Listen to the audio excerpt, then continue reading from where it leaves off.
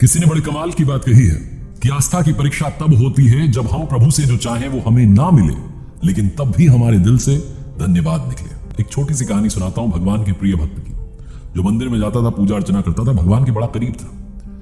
एक दिन उसने भगवान से कहा कि भगवान, आप कब तक यहां मूर्ति बन के खड़े रहेंगे?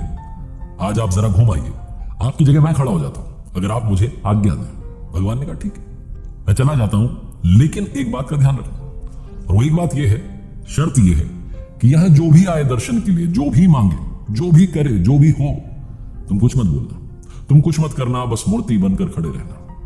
मैंने सबके लिए प्लान बना रखा है, योजना बना रखी है, सबका काम कर दूंगा, तुम कुछ मत बोलना। भक्त ने कहा ठीक है, जो आज्ञा। भगवान चले गए, भक्त वहां मूर्ति बन के खड़ा हो गया। भक्त आते रहे, जाते रहे दर्शन के लिए। एक व्यापारी आया, प्रणाम किया, प्रणाम करके जब पलटा तो उसकी पॉकेट में से, उसकी जेब में से पर्स गिर गया।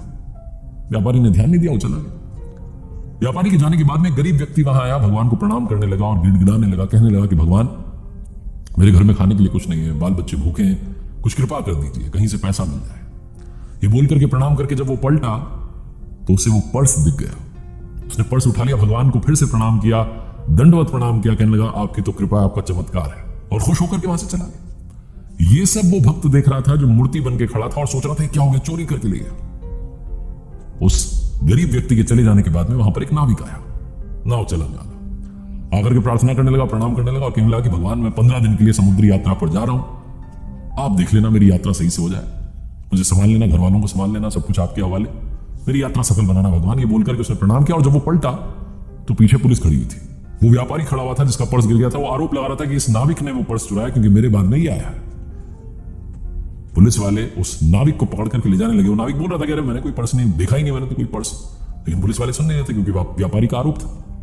तो उस नाविक को ले जाने लगे, तभी वो भक्त जो मूर्ति बन के खड़ा था, वो कहने लगा कि अरे इसने नहीं चुराया है, इससे पहले गरीब आदमी आया था, वो चुरा के ले गया, उसके घर जाओ, मिल जाएगा अभी।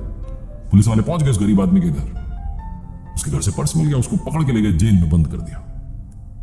नाविक जो था वहां से चला गया। शाम में भगवान आए। भगवान आए तो उस भक्त ने उनको सारी बात बताई कि भगवान आज ये सब हुआ। भगवान ने कहा मैंने तुम्हें क्या शर्त बताई थी?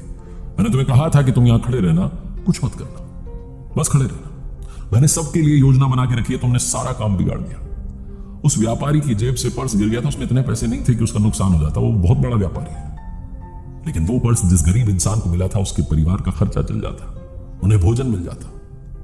वो लेके चला गया था पर्स। उसके बाद जो नाविक आया था, वो नाविक जिस 15 दिन की यात्रा पर जाने की बात कर रहा था, वहां भयंकर तूफान आने वाला था, उसकी जान जानी पक्की थी, उसकी पत्नी विधवा हो जाती।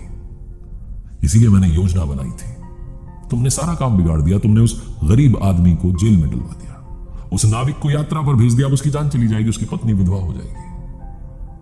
भक्त जो था वो जमीन में लेट गया, प्रणाम करने लगा, माफी मांग लगा कि कुछ तो कर दो। भगवान ने कहा अब तो सब बिगड़ गया। छोटी सी कहानी, लेकिन सार ये है कि प्रभु ने सबके लिए प्लान बनाया हुआ, योजना बनाई हुई है। तो अगर आपके मन का नहीं भी हो रहा है, जो आप चाह रहे हैं वो आपको नहीं भी मिल रहा है, तब भी आपके दिल से धन्यवाद निकलना चाहिए, क्योंकि उस पर आपका भरोसा प्रगाढ़ होना चाहिए।